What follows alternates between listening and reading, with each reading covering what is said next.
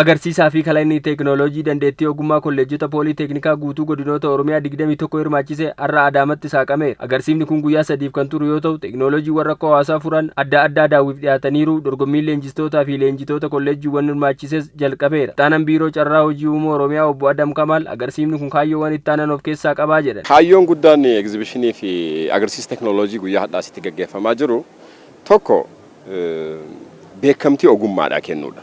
Biyya kana keessa namoonni dandeettii adda addaa qaban baay'eetu jira, namoonni ogummaa qaban baay'eetu jira, namoonni kalaqa danda'an baay'eetu jira. Garuu beekamtii argatanii jajamuu hin dandeenye, akka jajjabaatan taasisuu hin dandeenye tokkoffaan kanadha. Lammaffaa dandeettii fi hubannaa adda addaa qabaachuu waan gaarii ta'ee tooftaa ittiin immoo wal dorgomu namni qabaachuu qaba. Namni wal dorgommii qabaate tokko miira ofii isaatii ofitti gammaduu qabaata. Lammaffaa waan fooyyee hojjeta. Waan fooyyee hojjeta jechuun immoo biyyaaf jijjiirama fidaa jira waan ta'eef isa uumuun ergaa lammaffaadha. Ergamni sadaffaan teekinooloojiif dorgommiin kun akka waliigalaatti keessatti gaggeeffamu, ogummaan keessatti gaggeeffamu maalidha? Akkami gurgurama amma egzibishinii fi baazaariin jiraas keessatti. Namoonni teekinooloojii adda addaa dhufanii ilaaluu isaaniitiin fedhii horatan, industiriin dhufee ilaala, fedhii horata. Abbaan qabeenyaa dhufee ilaala, ijoollee kana walitti hidhamuudhaaf carraa horata. Kuni beekumsi ogummaan jedhamu kun nagadamuu yoo hin dandeenye, maallaqa jijjiiramuu yoo hin dandeenye, yaada akkasuma wal janyee bira dabrinu ta'a waan ta'eef kanniiniif carraa gaarii baasuudha. Hawaasaaf ogummaa wal barsiisuu, hawaasa ogummaa dheebote, hawaasa ogummaa qarqaaru, ogummaa bira dhaabatu, hawaasa immoo jijjiirama kana wajjin deemuu danda'u uumuu jechuun immoo ergamni maqaa kana waliigala ittiin maqaa waamne dambalii ogummaa Oromiyaa badhaadhina biyyaatiif jenneeti kan deemaa jirru. Hirmaattonni agarsiisa kana irratti teekinooloojiiwwan garaagaraa dhiyeessanis rakkoowwan naannoo isaaniitti mul'atu furuu ka'umsa kalaqa isaanii akka taasifatan dubbatu. Ani bajaajii tiraaktaraa kan qabadee dhiyaate. Bajaajiin kun ammoo tiraaktara hojii qonnaan oomisha. Hojii qonnaan cinatti ammoo kan balfakatullee gaarii of duubaa qaba. Inni kanarraa na kaasise naannoo keenyatti boonni waggaa 4 waan tureef duraan horiin qotanna, horiin dhumatanii harreetti tarree, harreen hin dhumate, harreerraa gaallileen dhumate waggaa dheeraa waan ta'eef waggaa 4 rooba roobiin horiin kun waan duraan dhumateef haala kanarra taa'ee waan beekuun anillee saba kiyya maal gaaruu qaba kan jedhuun haala naannoo kiyyaa kanaalee tiraktara kan oomishuu danda'eera jechuudha. Har'a dorgommii teekinooloojii akka Oromiyaatti iddoo kanatti gaggeeffame irratti teekinooloojii malti parpas mees sheeler and corn meal machine kan jedhamuun qabadee dhufe.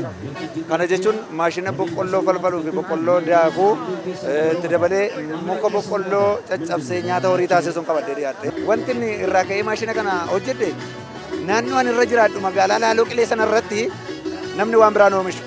Boqqolloo qofaadha wanti inni oomishu. Haa ta'uyyuu malee harka isaaniitiin kan falfalan. Sanuu kubbaayyaa tokko birrii tokkoon yookaan birrii lamaan falfalu. Haa ta'uyyuu malee irratti baasii garaagaraa qabu. Kuntaala tokko falfaleen oolu namni tokko. Garuu immoo namoonni boqqolloo sana falfalan hiyyeessotas haa ta'u namoonni hojii uummatanii ofuma isaaniitiin boqqolloo sana falfalanii harki isaanii yeroo baay'ee hin miidhama. Hin dhubbaa jechuudha. Akka afaan naannoo keenyaatti hin dhubbe jedhama yookaas hin madaa. Sana sababeeffachuudhaan maashina kana maashina jalqaba maanuwaalii isheen hojjedhe harkaan kan hojjetamu. Sanarraa immoo xinnoo ishee maanuwaaliin kun yeroo baay'ee waan fudhattu gara maashina kanaatti jijjiireetan hojjedhe jechuu barbaade. Agarsiifni kun teekinooloojiiwwan isaanii hawaasa beeksisuu keessatti faayidaa guddaa qabaachuu himuun deeggarsi yoo mootummaa irraa taasifameef kana caalaa hojjechuu akka danda'an himan. Deeggarsa barbaada deeggarsa maallaqaa, deeggarsa hojii iddoo hojii haala gabaa itti dhiyeeffatanii gurguru wantoota kana argadhe kana caalaa dalaguu hin danda'e. Tummarraa waan barbaadu iddoon akkuma argitanitti wanni kun meetira 500 oli kan gaafatu iddoo itti dalagu oomishaa hin qabu, iddoo ammallee gurgurtaa hin qabu.